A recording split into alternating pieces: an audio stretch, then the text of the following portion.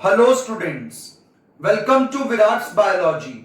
आज हम chapter number 4 reproductive health के उन क्वेश्चंस को करने वाले हैं जिन क्वेश्चंस को अक्सर ज्यादातर बच्चे छोड़कर चले जाते हैं या जनरल पार्ट समझ के इनके आंसर्स को अपने एग्जाम में गलत कराते हैं। तो ये कुछ ऐसे क्वेश्चंस हैं जो ट्रेंड से थोड़ा हटकर हैं और इनमें समझने का कुछ बहुत ज्यादा नहीं है। ये आते तो जनरल कैटेगरी क्वेश्चंस में है, लेकिन अगर इनमें बच्चा अपनी लैंग्वेज में ज्यादा आंसर लिख करके आए तो उसके मार्क्स डिडक्ट हो जाते हैं और कई बार बच्चा 98, 99 पर रुक जाता है इन क्वेश्चंस की वजह से। So let's discuss these questions and these questions are from the introductory part of this chapter. तो क्वेश्चन है कि what is the sex education for fertile couples और मैरिजेबल एज ग्रुप। तो उन लोगों को जिनकी शादी हो चुकी है या होने वाली है उन्हें किस बारे में जानकारी होनी चाहिए। तो they should know about the available birth control options, कि उनको डिफरेंट डिफरेंट टाइप के कॉन्ट्रासेप्टिव डिवाइसेस के बारे में पता होना चाहिए। Next, how they are going to do the care of pregnant mothers, this should be very well known. And post natal care of mother and child, कि जब बच्चा हो जाएगा उसके बाद मदर और बच्चे को किन चीजों की जरूरत पड़ती है, उनकी केयर कैसे करी जाती है, ये सब भी पता होना चाहिए। Next, importance of breast feeding, कि अगर कोई फीमेल है और अगर वो ब्रेस्ट फीडिंग प्रॉपरली ना करवाए बच्चे को तो बहुत सारी प्रॉब्लम्स आ सकती हैं। She can even get the breast cancer. और प्रॉपर ब्रेस्ट फीडिंग ना करवाने से ब्रेस्ट के अंदर ट्यूमर होने के चांस, कैंसर होने के चांस, पस बनने के चांस, ये सब बने रहते हैं। And equal opportunity for male and female child, कई बार पुराने समय में ये ज्यादा देखा जाता था कि मेल और फीमेल चाइल्ड में लोग जो है वो भेदभाव करते थे, पर आज ये सब कुछ नहीं होता है। तो ये सभी पॉइंट आपको अपने एग्जाम में देख के आने हैं कि अगर आपको ये क्वेश्चन आ जाए, what should be the points of sex education for fertile couple और मैरिजेबल एज ग्रुप। क्योंकि अगर हम किसी स्टूडेंट की, किसी बच्चे की जो 9th या 10th में है, अगर हम उसकी सेक्स एजुकेशन की काउंसलिंग करेंगे तो हमारे बताने का तरीका कुछ अलग होगा। अगर हम उसको 11th या 12th वाले किसी बच्चे को अगर हम उसकी काउंसलिंग करेंगे रिप्रोडक्टिव एस्पेक्ट को लेके, तो हम उसके साथ कुछ अलग टाइप की डिटेल डिस्कस करेंगे जो हम 9th या 10th वाले बच्चे से नहीं करेंगे। लेकिन अगर हम किसी मैरिजेबल एज ग्रुप वाले की काउंसलिंग कर रहे हैं तो हमें उसको जो जरूरी पॉइंट बताने चाहिए वो डिफरेंट होंगे किसी बच्चे को बताए जाने वाले पॉइंट से। तो वहां पर एग्जाम में आपको यही आंसर देकर के आना है। अपनी मर्जी की लैंग्वेज के ज्यादा चीजें आप नहीं लिख के आएंगे, otherwise it will deduct your marks. So first point should be available birth control options, then care of pregnant mothers, then postnatal care of mother and child, importance of breastfeeding and equal opportunities for male and female child. So these points you have to mention in this question. The next question is, people should be made aware about, इन सब counselling points के अलावा generally लोगों को और किन किन चीजों के बारे में पता होना चाहिए। तो लोगों को यह पता होना चाहिए कि अगर पॉपुलेशन की ओवर ग्रोथ होगी, पॉपुलेशन ज्यादा तेजी से बढ़ेगी, तो उसके कॉन्सिक्वेंसेस क्या होंगे। The next is social evils like sex abuse and sex related crimes, तो लोगों को हमें अवेयर करना चाहिए कि अगर किसी के साथ सेक्सुअल मिसबिहेव हुआ है या कोई गलत किसी ने कुछ किया है या कोई सेक्स रिलेटेड क्राइम किया है तो उनको अपनी आवाज दबाने की जरूरत नहीं है।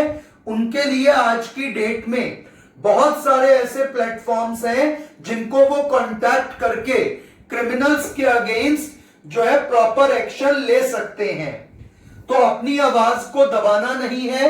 अगर आपके साथ कुछ गलत हुआ है तो आप उसको जो है पब्लिक डोमेन तक या उस पॉइंट तक लाएं कि क्रिमिनल्स कैप्चर हो जाएं।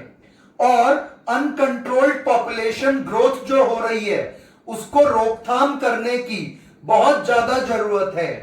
And lastly it will make people enable to think and take necessary step to build up a socially responsible and healthy society। तो एक हेल्दी सोसाइटी बनाने के लिए इन पॉइंट्स की जानकारी भी होना बहुत जरूरी है।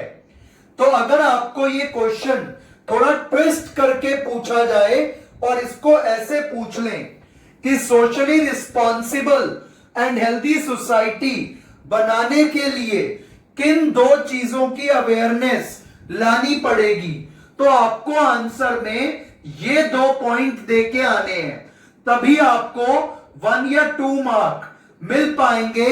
और अगर इसमें आपने अपनी मर्जी का कोई और पॉइंट लिखा तो आपके मार्क्स डिडक्ट हो सकते हैं।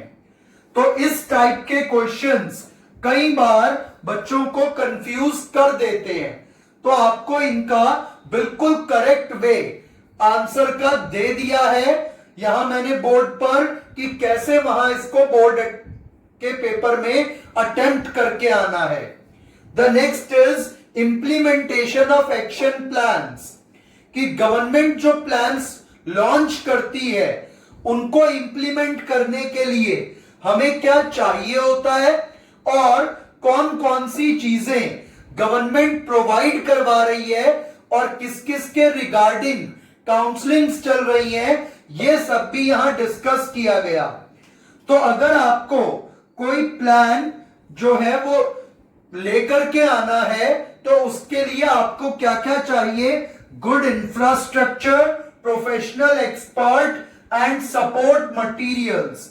इन 3 चीजों के बिना कोई भी आपका प्लान सक्सेसफुल नहीं हो सकता। तो किसी भी एक्शन प्लान को जो है प्रॉपर फंक्शनिंग में लाने के लिए ये 3 चीजें सबसे जरूरी है। और अब एक्शन प्लान जो लाए गए उनमें क्या क्या था? तो उसमें था medical assistance and care to people, कि लोगों को मेडिकल असिस्टेंस दी जाए। तो गवर्नमेंट ने जो अपना आरसीएच प्रोग्राम लॉन्च किया था उसके अंडर क्या क्या था कि लोगों को मेडिकल सुविधाएं दी जाएं। किस चीज के लिए? अगर किसी को एसटीडी हो जाती है यानी कि सेक्सुअली ट्रांसमिटेड डिजीज, उसके लिए किसी को एबॉर्शन करवाना है तो उससे रिलेटेड, या कॉन्ट्रासेप्टिव डिवाइसेस की जानकारी लेनी है उससे related, menstrual cycle, infertility, pregnancy, delivery, post natal care, इन सब चीजों को लेकर के गवर्नमेंट एक्शन प्लान्स बनाती है और लोगों की मदद करती है by providing medical assistance. And the last is statutory ban on amniocentesis, कि गवर्नमेंट ने पूरे तरीके से fetal sex determination test which is based on chromosome pattern called amniocentesis, उस पे बैन लगा दिया है क्योंकि फीमेल फिटसाइड के केसेस बढ़ते जा रहे थे। तो आपको यहां से 1 मार्क क्वेश्चन मिलेगा कि why government has imposed statutory ban on amniocentesis, एक स्ट्रिक्ट बैन एमनियोसेंटेसिस पे गवर्नमेंट ऑफ इंडिया ने क्यों लगाया? To stop the female foeticide. Again you are getting 1 mark question from here.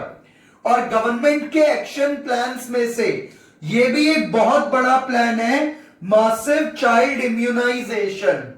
तो जो हजारों रुपए के इंजेक्शन प्राइवेट हॉस्पिटल्स में आपको मिलेंगे, गवर्नमेंट उन सभी इंजेक्शंस को ऑलमोस्ट फ्री ऑफ कॉस्ट में बच्चों को लगाती है। तो जो इम्यूनाइजेशन प्रोग्राम है वो गवर्नमेंट फ्री ऑफ कॉस्ट देती है अगर आप गवर्नमेंट हॉस्पिटल में अपने बच्चे का इम्यूनाइजेशन कराएं तो यहां से आपको 3 क्वेश्चन मिलने की संभावना रह सकती है। पहला क्वेश्चन कि अगर किसी फर्टाइल कपल की सेक्स एजुकेशन करी जाए तो उनको क्या बताना चाहिए, तो आप ये सभी पॉइंट दे के आएंगे। अगर क्वेश्चन ये आ जाए कि लोगों को एक रिप्रोडक्टिवली हेल्दी सोसाइटी बनाने के लिए कौन से पॉइंट्स पता होने चाहिए, तो ये 2 पॉइंट्स आप दे के आएंगे। फिर अगर गवर्नमेंट कोई एक्शन प्लान ला रही है रिप्रोडक्टिव हेल्थ से रिलेटेड, तो उसके लिए क्या चीजें जरूरी हैं, एक अच्छा इंफ्रास्ट्रक्चर, प्रोफेशनल एक्सपर्ट और सपोर्ट मटेरियल, ये 3 चीजें चाहिए किसी भी एक्शन प्लान को वर्किंग में लाने के लिए।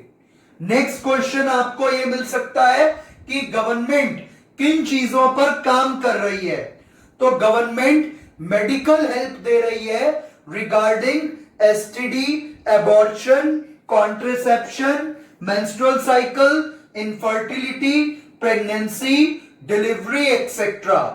और गवर्नमेंट ने एमनियोसेंटेसिस पे बैन क्यों लगाया? You can get 1 mark question like this, to stop the female foeticide.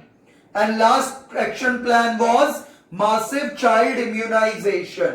So from these points, you are going to get a odd type of question in your board examination. Thank you.